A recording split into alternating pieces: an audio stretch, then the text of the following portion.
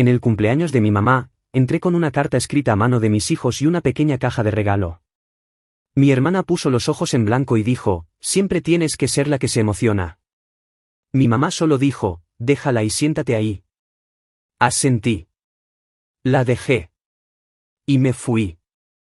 20 minutos después, mi hermano me envió un mensaje, ¿por qué rechazaron su tarjeta en la cena? Una hora después, mi papá estaba golpeando mi puerta. La abrí y vi. *** Creo que el momento exacto en que me di cuenta de que realmente nunca se preocuparon por mí ni por mis hijos fue cuando mi madre miró la caja de regalo en mis manos y me dijo que simplemente la dejara ahí y me sentara por allá. Ni una sonrisa, ni interés en lo que sus nietos le habían hecho. Solo ese tono frío y familiar que reserva para mí, como si yo fuera el inconveniente familiar que sigue apareciendo sin ser invitado. Lo cierto es que no me excedí. No estaba tratando de impresionar a nadie. Solo quería hacer algo significativo. Evan, mi hijo de 11 años, se quedó despierto la noche anterior escribiendo una carta que reescribía sin cesar porque quería que fuera perfecta. La llamaba la reina de los zapateros y le decía cuánto extrañaba sus historias. Nora, que tiene 7 años, pasó 2 horas dibujando un cuadro de ella y su abuela plantando narcisos. Estaban tan orgullosos, y yo lo estaba de ellos. Así que sí, compré una bonita caja de madera tallada para meterlo todo. Añadí un par de pendientes vintage que encontré de un joyero en Men, unos que recuerdo que mi madre una vez señaló en un viejo catálogo de Sears, e incluí una tarjeta Visa prepagada de $800. No para presumir, sino algo útil, porque recordaba que el año pasado se quejó de que nunca recibía nada que pudiera usar de verdad. Entré al restaurante llevando la caja e inmediatamente vi a Melanie poner los ojos en blanco. Llevaba uno de sus blazers que probablemente costaba más que mi hipoteca, sentada en el centro como si fuera la invitada de honor. Sus hijos ya iban por la mitad de sus platos, ruidosos y desordenados, y a nadie parecía importarle. Siempre tienes que ser la emocional, dijo. No directamente a mí, pero lo suficientemente alto para que se suponía que yo lo oyera. Daniel levantó la vista de su copa de vino y me hizo un gesto con la cabeza como si fuera el camarero. Mamá ni siquiera se estiró a tomar la caja. No preguntó qué había dentro, solo me miró a mí, luego al asiento vacío al final de la mesa. Déjalo ahí y siéntate por allá. Asentí. La dejé justo delante de ella. Y luego me marché. No de una forma dramática y tormentosa. Simplemente ya no tenía ganas de fingir. Ninguno de ellos me llamó. Ni una sola persona se levantó siquiera para ver qué había en la caja. Subí a mi coche y conduje hasta que llegué a una gasolinera a 20 minutos. Me senté allí mirando el parabrisas, viendo a una pareja discutir por un boleto de lotería raspado en el estacionamiento. Ni siquiera me sentía triste, solo decepcionado conmigo mismo por pensar que esta vez podría ser diferente. Entonces sonó mi teléfono. Daniel, ¿por qué rechazaron su tarjeta en la cena? No. Oye, ¿estás bien? No. ¿A dónde fuiste? Solo eso, brusco, acusatorio, como si fuera una especie de truco que había hecho para humillarlos. No respondí, solo me quedé mirando la pantalla. 1 hora más tarde, unos fuertes golpes en la puerta me sacudieron. Abrí y me encontré a mi padre de pie con la caja de regalo en las manos como si fuera basura que estaba devolviendo. Parecía enojado. ¿Crees que esto es divertido? Le diste una tarjeta falsa. Intentó pagar con ella y la rechazaron justo delante de todos. No dije nada, solo extendí la mano para tomar la caja. La abrí, la carta de Evan, el dibujo de Nora, pero la tarjeta había desaparecido. La activé ayer. ¿Saldo completo?, dije. Eso fue todo lo que pude decir antes de que se diera la vuelta y se marchara. Sin preguntas, sin espacio para explicaciones, solo pura acusación y disgusto, como si no pudiera esperar para creer lo peor de mí.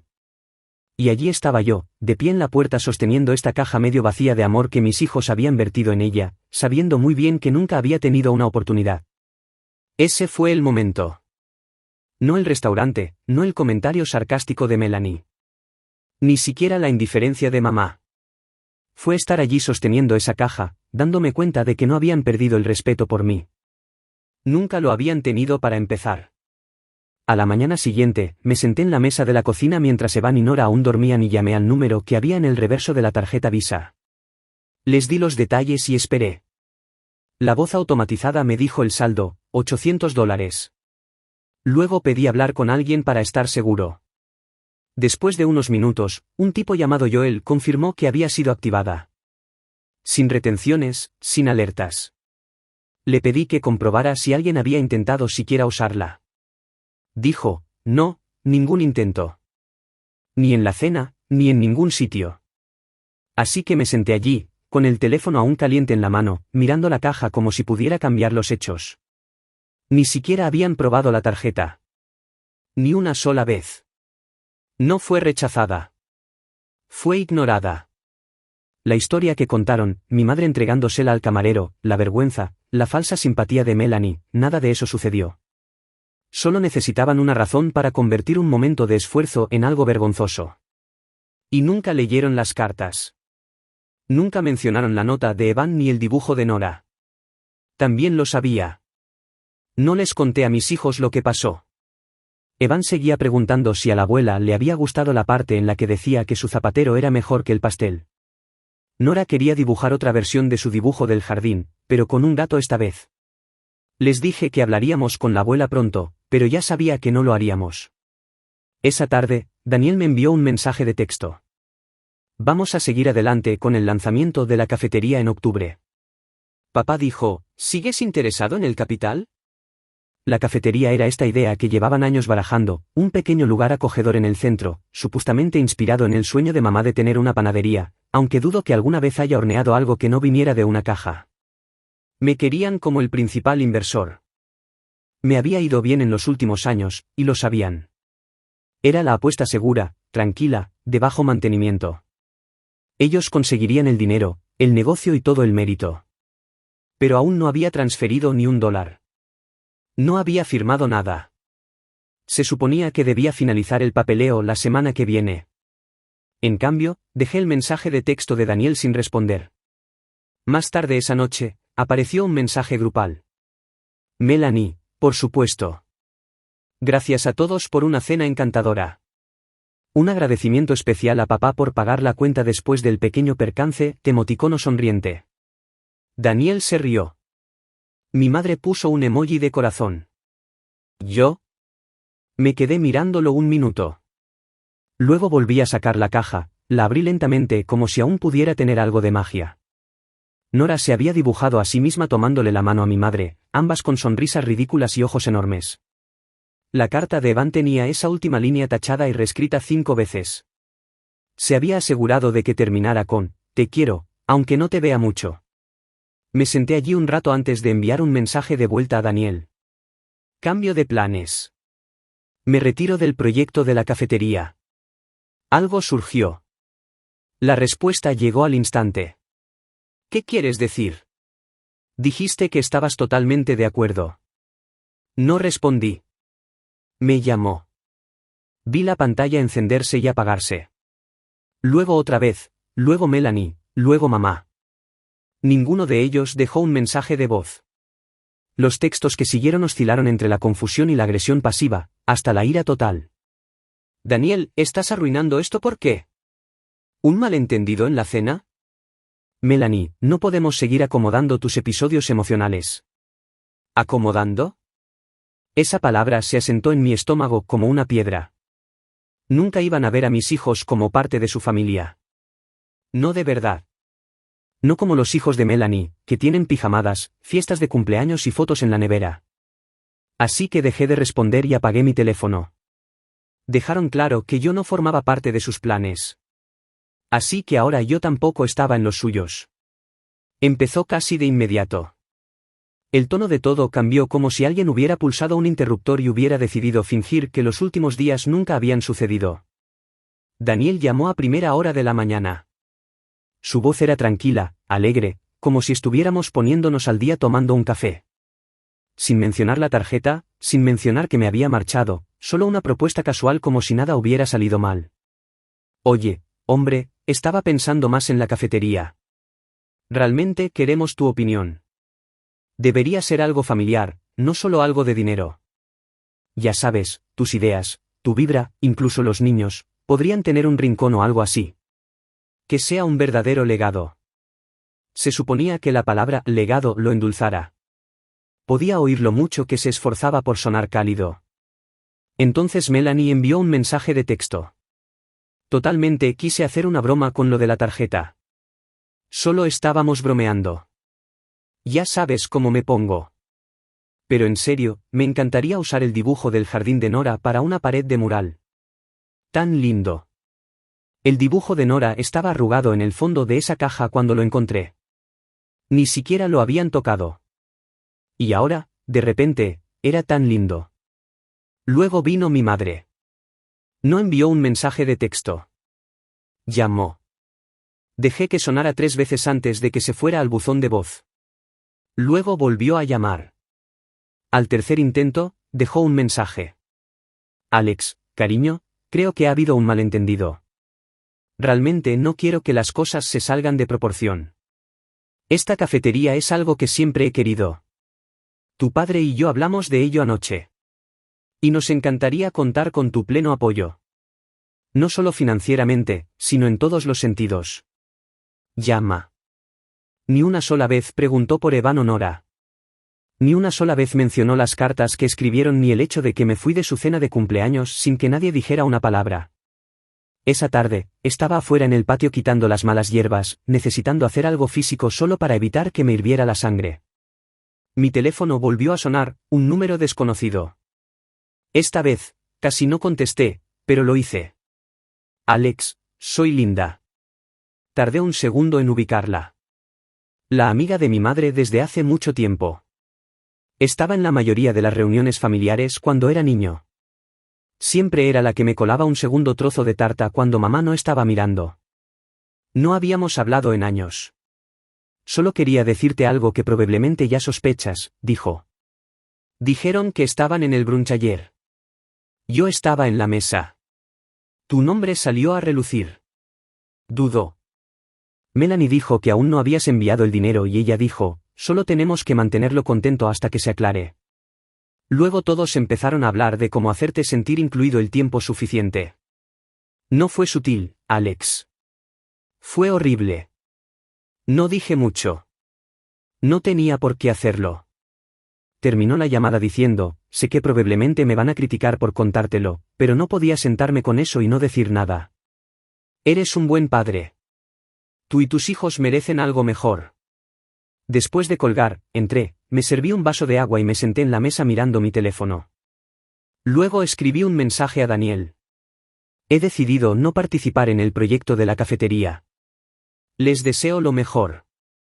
El acuse de recibo apareció en segundos. Luego los puntos de escritura. Luego desaparecieron. 5 minutos más tarde, llamó. No contesté. Luego Melanie.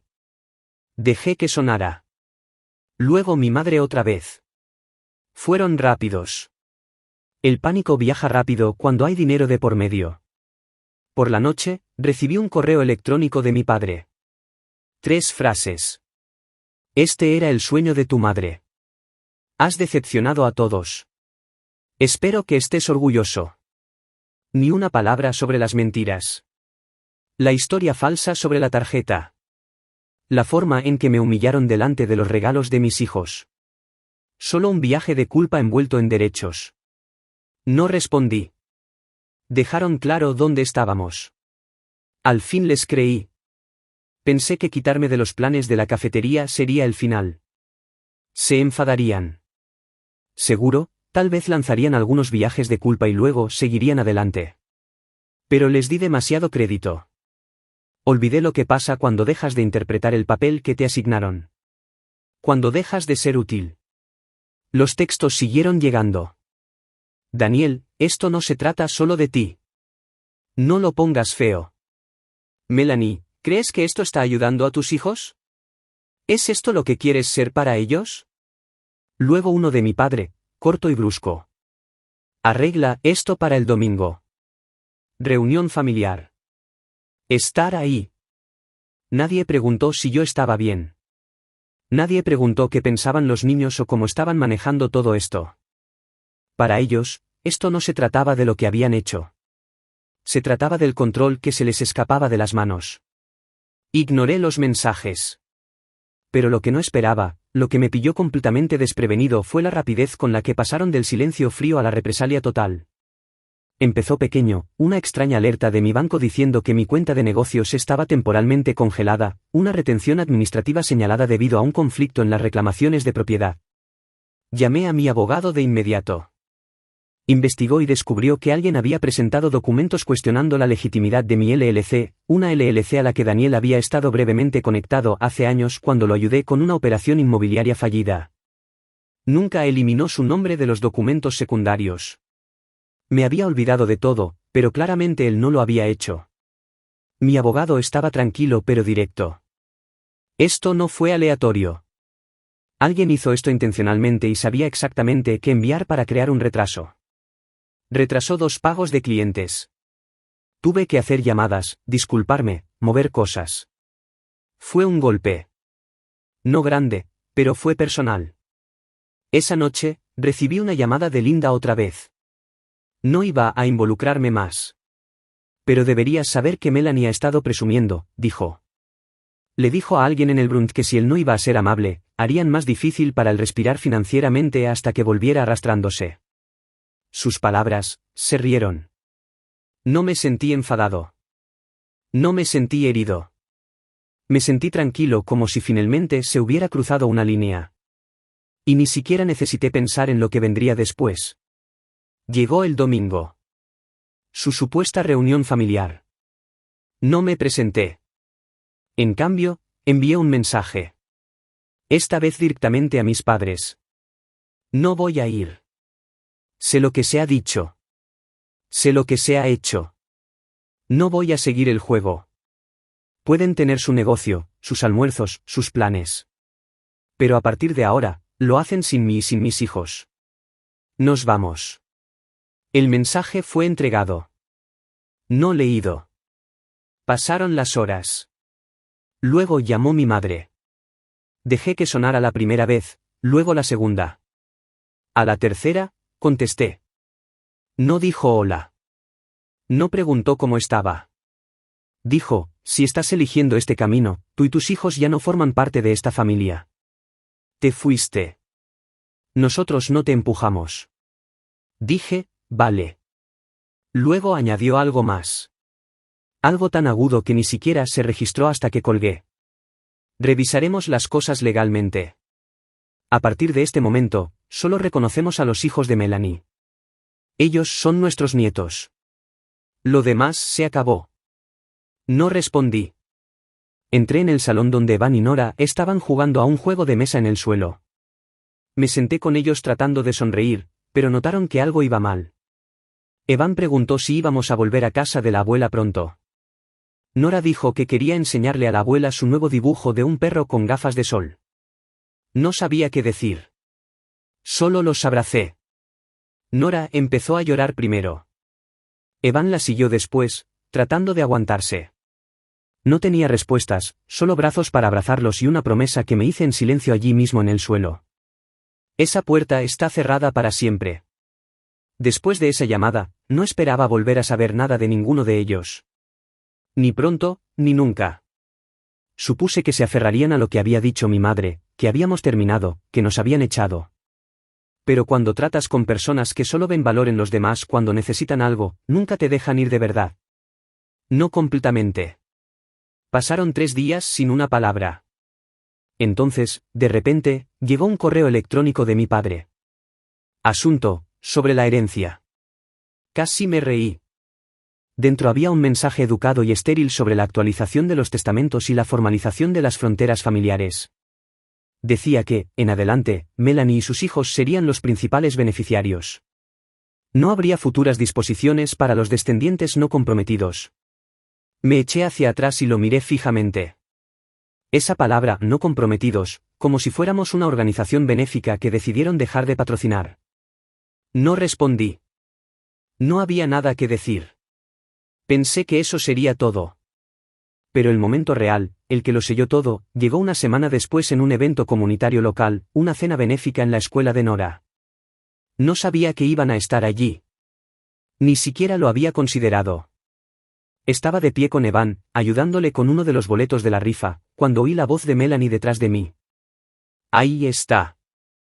No sabía que dejaban entrar a forasteros esta noche. Me giré. Estaba con mamá y papá, todos vestidos como si fueran la realeza. Sus hijos corrían salvajes cerca, agarrando magdalenas de la mesa sin pedir permiso.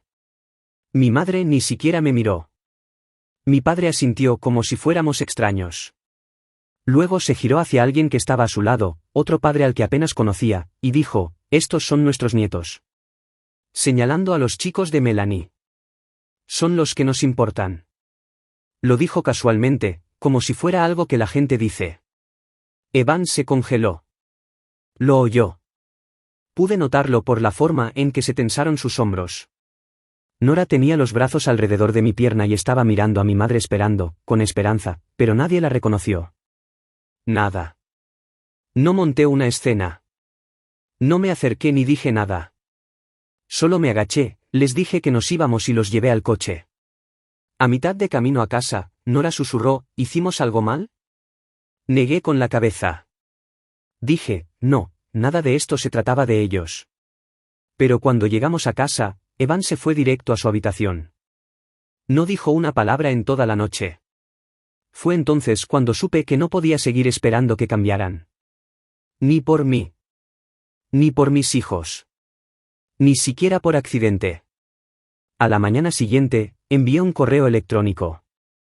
Corto, sin emoción, sin segundas oportunidades. Para que quede claro, no contribuiré a la cafetería. No revisitaré ninguna parte del negocio familiar y ya no deseo ser incluido en futuros asuntos familiares de ningún tipo. Consideren esto permanente. No esperé respuestas. No esperaba ninguna y finalmente me sentí libre. No feliz. No aliviado, pero libre. Y eso fue suficiente. Pasaron las semanas. Me quedé callado. Ellos también durante un tiempo. Me centré en Evan y Nora, que poco a poco empezaron a dejar de preguntar por la abuela y el abuelo. Sus dibujos cambiaron. Las personas en ellos se hicieron menos. A veces éramos solo nosotros tres ahora. A veces solo ellos y un gran sol en el cielo. Nada más. Entonces, una tarde, recibí un sobre por correo. Sin remitente. Escrito a mano. Lo abrí esperando más amargura o alguna amenaza legal a medias. Dentro había una foto impresa. Era una foto preparada de Melanie, sus hijos y mis padres sentados frente a lo que parecía una fachada de una tienda con un «próximamente». El letrero de «The Garden Café» en la ventana. La letra de mi madre estaba escrita en la parte posterior. A veces tienes que construir tus sueños sin los que se van. No tenían el dinero. Lo sabía. Había visto los números, las cotizaciones, los costos de alquiler. No era posible a menos que encontraran a alguien más. Hice algunas llamadas discretas. Nada formal, solo conversaciones con algunos proveedores y contratistas locales con los que solía trabajar. Uno de ellos, un contratista general llamado Greg, me devolvió la llamada. Sí, están luchando, dijo. Melanie me dijo que alguien de fuera de la ciudad está respaldando todo el asunto. Socio silencioso, pero aquí está el truco. Quieren que abra en 6 semanas. Ni siquiera está zonificado correctamente. No se han presentado permisos. Todo es hablar por ahora. Algo no cuadraba. Si tuvieran dinero de verdad detrás, no estarían presionando tan rápido, recortando esquinas. Estaban tratando de hacer que pareciera que algo estaba pasando, probablemente para las apariencias. Tal vez para atraer a alguien o tal vez para traerme de vuelta. Me lo guardé para mí, observando desde la distancia cómo ponían más letreros, carteles en las redes sociales, una cuenta regresiva. Entonces Linda volvió a llamar. No te vas a creer esto, dijo. Melanie ha estado diciéndole a la gente que todavía estás involucrado, que solo te estás tomando un descanso de la familia, pero que planeas regresar a tiempo para la gran inauguración. No dije una palabra, Alex. Creo que están contando con la idea de que vas a ceder. Están usando tu nombre en conversaciones discretas con los inversores, diciéndole a la gente que tu apoyo todavía está llegando. Así es como han llegado tan lejos. Ahora todo tenía sentido. Nunca aceptaron que me había ido. No de verdad. Solo pretendieron ganar tiempo para contar una versión de la historia que los mantuviera relevantes. Y ahora estaban mintiendo en mi nombre para mantener todo a flote. Colgué el teléfono, salí y me quedé en la entrada durante mucho tiempo. Luego tomé una decisión. A la mañana siguiente, contacté a un abogado, uno bueno. No para nada dramático, sino para eliminar formalmente mi nombre de cualquier afiliación legal o comercial persistente vinculada a la familia. Cada documento, cada LLC, cada base de datos. Mi abogado se movió rápidamente. En 2 días, tenía documentos que demostraban que estaba legalmente separado de cada activo o interés compartido con ellos. No le dije una palabra a la familia. En cambio, envié un solo correo electrónico al periódico local, una solicitud de entrevista sobre el espíritu empresarial y el alejamiento de las asociaciones tóxicas. No nombré a nadie. Ni siquiera mencioné la cafetería, pero el mensaje era claro para cualquiera que lo supiera. Una semana después, salió el artículo. Mi cara, mi historia, mi voz. Tranquilo, limpio, factual. Nunca más supe de ellos. Pero no lo necesitaba porque sabía que lo único que temían más que perderme era perder la ilusión de que todavía me tenían. 3 meses después, recibí un mensaje de Linda otra vez. Sencillo y corto. Se acabó. No pregunté qué quería decir. Ya tenía una idea. Aún así, pasé por la cafetería por curiosidad. Las ventanas estaban cubiertas de papel, el letrero había desaparecido. La pancarta de «próximamente» estaba rizada en los bordes, medio rota, ondeando en la brisa. Sin construcción, sin permisos publicados, sin actividad. Nunca había abierto. Ni siquiera cerca. Más tarde ese día, me enteré a través de un antiguo proveedor de que su inversor silencioso se había retirado. Aparentemente, después de que saliera el artículo, en el que no nombré a nadie, pero dejé claro que me estaba distanciando de algo, el inversor hizo preguntas de verdad, y las respuestas no se sostuvieron. Hubo rumores de depósitos impagados, una demanda de un contratista y algo sobre tergiversación financiera. No lo seguí muy de cerca. No necesitaba hacerlo. Entonces, de la nada, recibí un correo electrónico de mi padre. Una línea, ganaste. Eso fue todo. Lo miré fijamente durante mucho tiempo. No había satisfacción en ello. No había ninguna fantasía de venganza hecha realidad, solo la prueba de que yo nunca fui el problema. Respondí con una palabra. Adiós. Borré el hilo después de enviarlo. Una semana después, llevé a Evan y Nora a un pequeño pueblo en la costa para el fin de semana. Nos quedamos en un alquiler con una fogata y comimos demasiado marisco. Una noche, Evan se sentó a mi lado, pinchando un malvavisco sobre las llamas. ¿Alguna vez los volveremos a ver?, preguntó. Miré el fuego y luego a él. No, dije. Y está bien, asintió. Vale. Nora se apoyó en mí y se durmió así. Y me di cuenta de que a veces los mejores finales son tranquilos. Sin fuegos artificiales, sin gritos, solo una puerta cerrada para siempre. Y la paz que finalmente llega cuando dejas de esperar que se vuelva a abrir.